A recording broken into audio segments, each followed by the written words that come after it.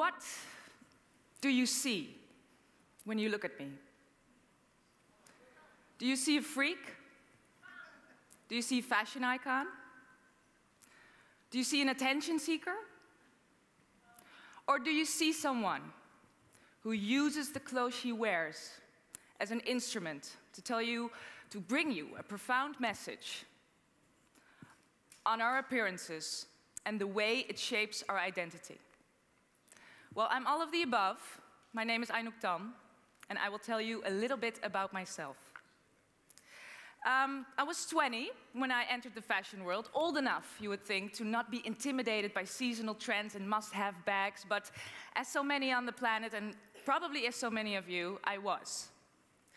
And I went into this fashion world, and I wanted so much a sense of belonging, a sense of acceptance, so I changed the way I dress. And I noticed one thing: the more ridiculous I dressed, the more attention I got. So I recreated myself from an ordinary girl who was wearing something that you are wearing today to a so-called fashion icon that looked like this. So I modeled, I partied, I socialized in this time of my life, and even I made a little business out of myself because I've become a personal brand. I became so recognizable that at a certain point I was a fashion editor writing about must-have bags and seasonal trends. And to make it official, I even won a prize, a true fashion icon prize. And at this moment in time, I was acting out the role I had written and directed myself. I was living the life of a cover girl from a fashion magazine. But then something went wrong.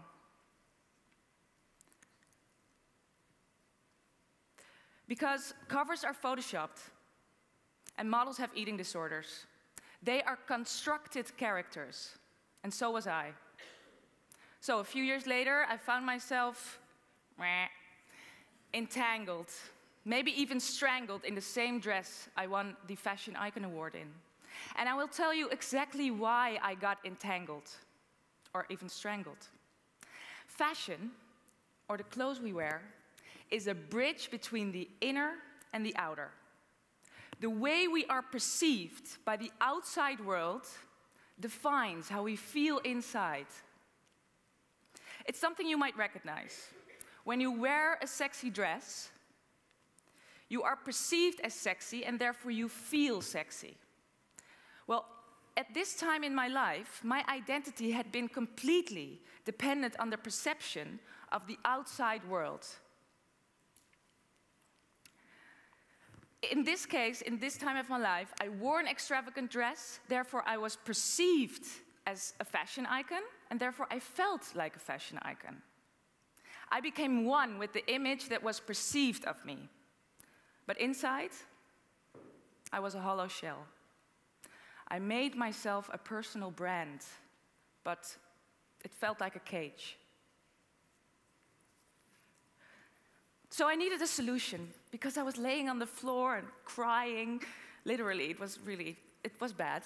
And then I decided to watch shows like Extreme Makeover and The Swan. Yes, I was like, oh my God, maybe they have a solution for me. And in that shows, as you all know, they turn fashion flops, so-called fashion flops, into fashionistas. And I thought, why don't I turn that around? Why don't I create a fashion flop out of myself? After all, it were the clothes in the first place that brought me in all this misery, in this trouble. So instead of a makeover, I had a make-under, because that was the way I felt inside. And like it goes on the Extreme Makeover shows like The Swan and Extreme Makeover and whatever other programs are called, I couldn't wait to show my new friends and family the new me. You know, they walk out on the stage and say, here I am, look at me. And at this moment in time, I can actually also can't wait to show you how I looked back then. Are you ready? Yes. There we go.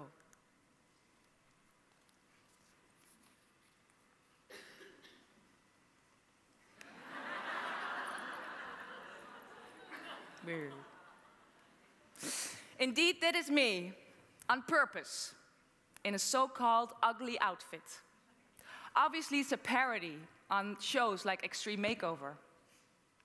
But I will tell you why exactly I did that. Not only because it was a parody, but since my fashion depression, I've been extremely interested in the power of appearances. Why did I feel so much better in an extravagant dress when I was a fashion icon? And I asked myself, how would I feel when I wore something like this?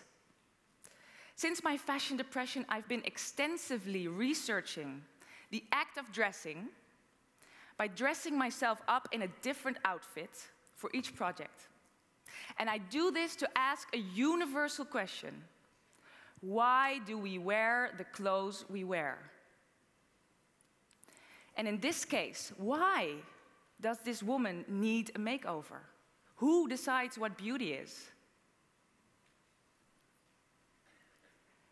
This specific image was made for a project I did, a series of columns in the Dutch newspaper, the NRC Handelsblad. And I dressed up in a different outfit for that column for every edition. And you can see it right here.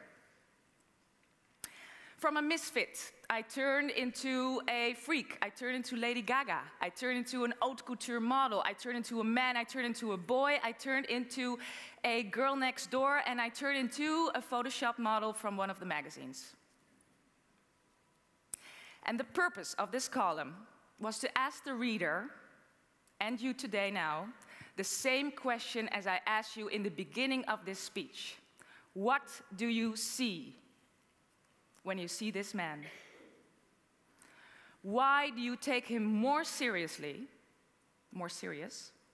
than this girl? Why is the first question that pops into our mind when we see this person. Is this a man or is this a woman? Because it is the first question that pops into our mind. Does it matter? Why do we perceive this woman as intimidating or successful? Or why do we maybe envy her? And why do we see her while she can be as successful as the other woman? Why do we see her as a nutcase? She's great, look at her. I love her. So, another question. Why do men want to have sex with this woman? And why don't they want to have sex with this woman?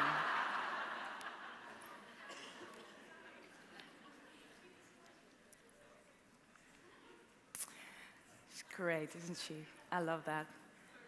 Okay. Under all the layers of fabric, it is me who is standing here underneath. But what does me mean if the clothes that I wear decide so greatly upon how that me is perceived, and therefore how that me feels about herself? Let's take this as an example. What if this woman just wants to wear this? Not for fashion, not for carnival, but just because she finds it beautiful. Let's be honest, it simply would not be possible. She would perceive as ready for the mental institution. And if that's true, ladies and gentlemen, what then does that say about group behavior, about so-called tolerance? What does it say about judgments and stereotyping we thought we left behind? It says we do have preconceived notions about appearance. And if that's true, then how free are we in our choice to be unique human beings? Not only in the way we dress, but more importantly in the way we think. How do we in society view each other? And how do those notions come about? Well, in my extensive research in my act of dressing, I discovered three conclusions, three answers to these questions. The first one is that fashion brands build air castles. They just build air castles, stories that are not true, something made out of the air. And it mostly starts with a businessman, and he says, I take a random piece of fabric, could be any piece of fabric, and I want to sell this for 5,000 euros. Well, how does he does that? He does that by creating a brand, let's say Utopia, because it's something that doesn't exist, or Disney World. And this brand comes only alive through PR agencies who control fashion mags, because fashion mags are dependent on PR magazines or PR agencies. They do it through catwalk shows and advertising. If they don't use this media to promote the fabric, then the fabric would just be a piece of fabric. Thanks to this media, they create what Utopia stands for. Let's say in this case it's funky and beautiful. And that is what we call, and that's very important, that is meaning. There's a difference between a piece of fabric and a piece of fabric that has meaning. Utopia and the businessmen, through the media, they create meaning. And that is what we pay for. We do not pay 5,000 euros for the practicality or the functionality of the bag. We pay 5,000 euros for the meaning of the bag. And what does that meaning of the bag tell us? Tell you? Most of the time, it tells you you're not worthy enough when you don't have it. First, through these media, they trigger your insecurity, for example, with Photoshop models. Photoshop models are in the ads of Utopia, and they're really like skinny, and we could never be like that. And with that, they tell you, they trigger your insecurity. And with that, but with the bag, they say if you have the bag, then you are funky and beautiful, then you're worthy enough. If you don't have the bag, you're not worthy enough. We buy meaning. So, second point of my research, that fashion is a social relationship. In principle, there is nothing wrong with constructing a story like Utopia.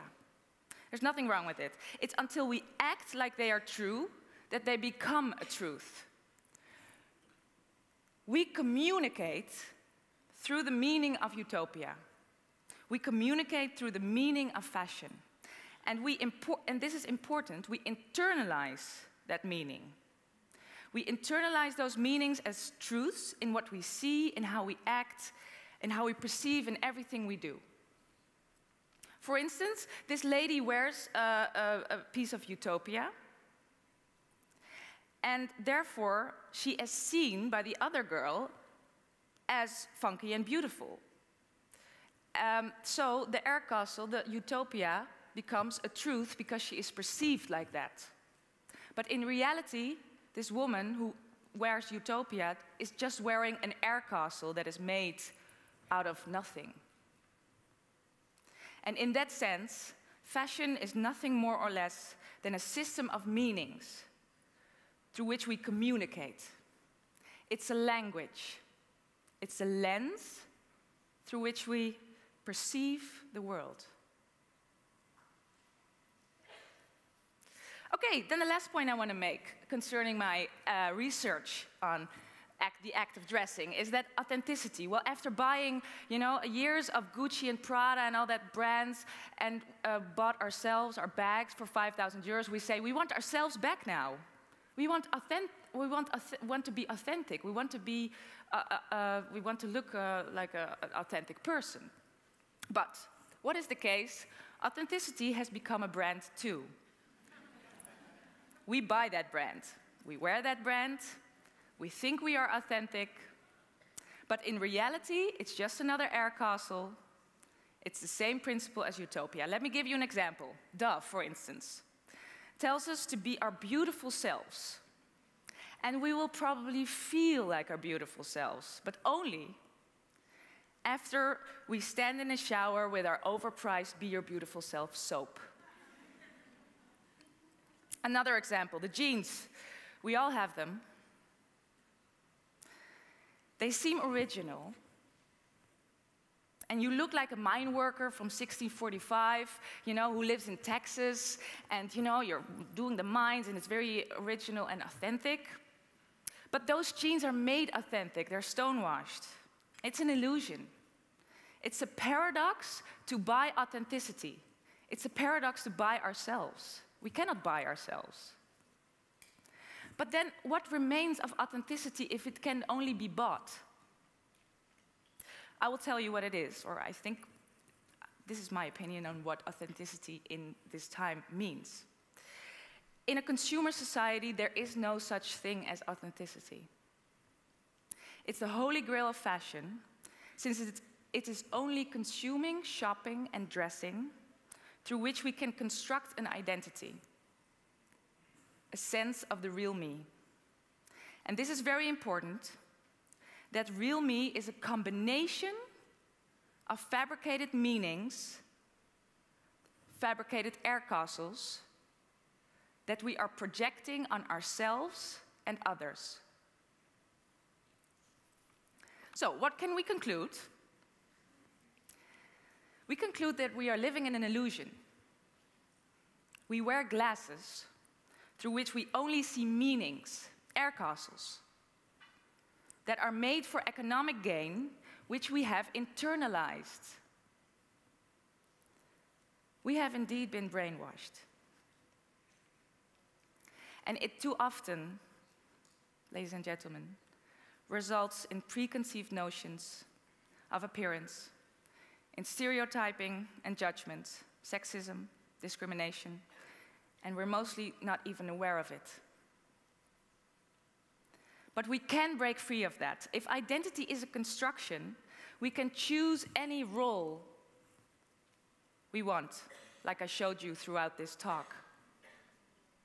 So does that mean we have to strut the streets now like me with a colored boa around your neck?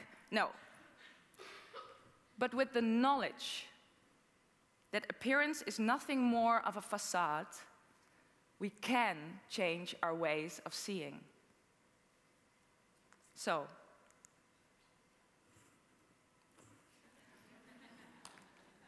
what do you see now?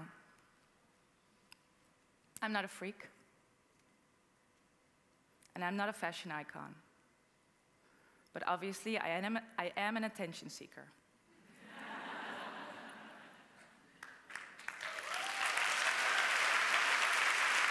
Thank you.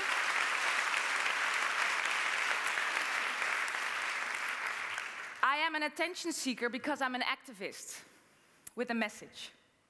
And in that role, I ask you today, why do we need so much clothes for? What do we need so much clothes for? What? Do we need a new dress for every birthday party? No. I just explained this whole thing. You don't need a new dress for every birthday party. People, is it worth the pollution, the labor in India? It's a serious matter, come on. What is wrong with buying at the thrift shop? Because if we go to that store, all we buy is meaning. But it's the same sweater that is lying in that thrift shop. Why do we need to buy our self-esteem? I tell you one thing, you are good enough as you are, just like that. Please don't let yourself be defined by your appearance. Because underneath, we're all one. As for me, I will literally keep unmasking the cultural norms that shape us, because they do. The cultural norms shape us. And I will keep questioning, since I believe questioning raises awareness, and in consequence, a changed notion of seeing. And I will not give you the answers. That's really up for you to decide. But I do know one thing for sure, for myself, and that is, I am never what I wear. I challenge you to take a second look. Thank you.